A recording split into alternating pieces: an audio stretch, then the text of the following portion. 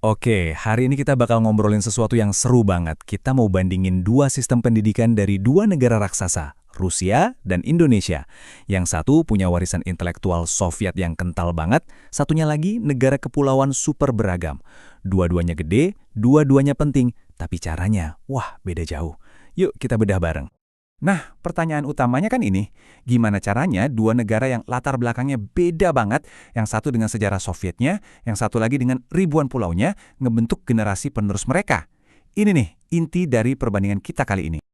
Oke, kita mulai dari jalurnya masing-masing. Di satu sisi ada Rusia dengan sistemnya yang bisa dibilang sangat terpusat dan terstruktur. Nah, di sisi lain ada Indonesia yang pendekatannya harus bisa merangkul keberagaman yang, ya ampun, luar biasa luas. Tapi sebelum kita ngomongin kurikulum, PR, atau ujian, kita mundur dulu sedikit. Kita harus paham pertanyaan paling dasarnya. Sekolah itu sebetulnya buat apa sih? Soalnya percaya deh, filosofi suatu negara itu yang bakal nentuin semua detail sistem pendidikannya. Nah, di tabel ini nih, perbedaannya kelihatan jelas banget. Rusia itu fokusnya ke patriotisme dan, ya, kecerdasan intelektual. Tujuannya, membentuk warga negara yang patuh, kompeten, dan produktif.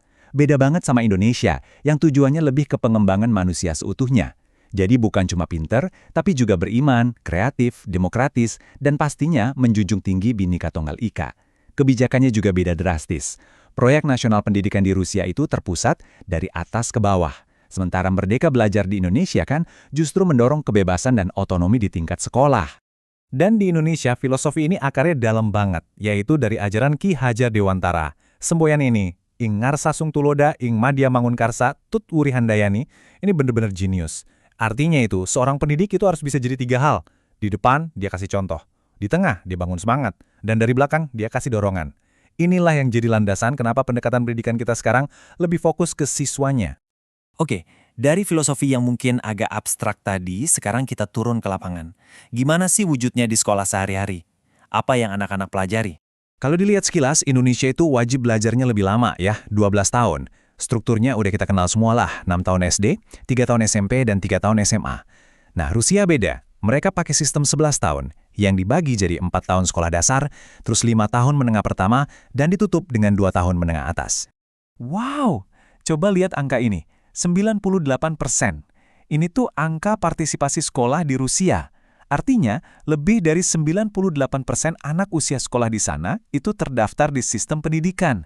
Ini nunjukin betapa efektifnya mereka dalam menjalankan program wajib belajar secara nasional. Hampir semua anak terjangkau. Disinilah kita lihat perbedaan yang fundamental banget di kurikulumnya. Rusia itu kuat banget di, sebut saja, ilmu pasti atau STEM. Matematika, fisika, kimia itu jadi fondasi yang kokoh banget. Nah sebaliknya, kurikulum Merdeka di Indonesia itu lebih menekankan pembelajaran berbasis proyek, atau yang kita kenal sekarang sebagai P5. Tujuannya apa? Buat mengasah soft skills kayak kreativitas, kolaborasi, dan berpikir kritis. Nah, sekarang kita geser ke elemen yang paling krusial di sistem pendidikan manapun di dunia, gurunya dan ya uangnya. Dua hal ini penting banget. Visual ini jujur nunjukin salah satu tantangan terbesar pendidikan di Indonesia. Bayangin, hampir setengah dari total guru kita, sekitar 43% itu statusnya guru honorer. Artinya, mereka nggak tetap dan pendapatannya seringkali jauh dari layak. Ini isu yang sangat mendasar, menyangkut kesejahteraan dan juga profesionalisme para pahlawan tanpa tanda jasa kita. Di sini perbedaannya makin kelihatan. Rusia itu punya jenjang karir guru yang jelas, ada 4 tingkat, dan penilaiannya berdasarkan kinerja dan portofolio. Mereka juga punya program mentoring yang terstruktur buat guru-guru baru, namanya Nastavnisto. Nah, kalau di Indonesia, fokus kita lebih ke sertifikasi lewat program PPG, dan kita punya program keren kayak guru penggerak. Walaupun, ya itu tadi, tantangan besar soal status guru honorer masih jadi PR besar. Dan kalau kita ngomongin soal dana, wah, jurangnya lumayan dalam. Coba kita lihat estimasinya ya. Rusia itu mengalokasikan dana sekitar $3.500 AS per siswa per tahun. Angka ini jauh banget di atas Indonesia, yang ada di kisaran $1.000 AS per siswa. Tentu saja, perbedaan sumber daya yang segini besar dampaknya kemana-mana, dari mulai fasilitas sekolah sampai kualitas pembelajarannya. Jadi, dengan semua perbedaan filosofi, struktur, dan pendanaan tadi, gimana hasilnya? Nah, untuk mengukurnya, kita bisa lihat salah satu rapor internasional yang paling sering jadi acuan, yaitu skor PISA. Tapi sebentar, sebelum kita lihat angkanya, ada satu catatan kecil yang penting banget biar kita semua fair. Data Rusia yang kita pakai ini dari PISA tahun 2018. Kenapa? Soalnya mereka nggak ikut yang tahun 2022. Nah, sementara itu data Indonesia yang kita lihat adalah yang paling baru dari PISA 2022. Jadi kita ingat itu ya pas bandingin. Oke, kita mulai dari matematika.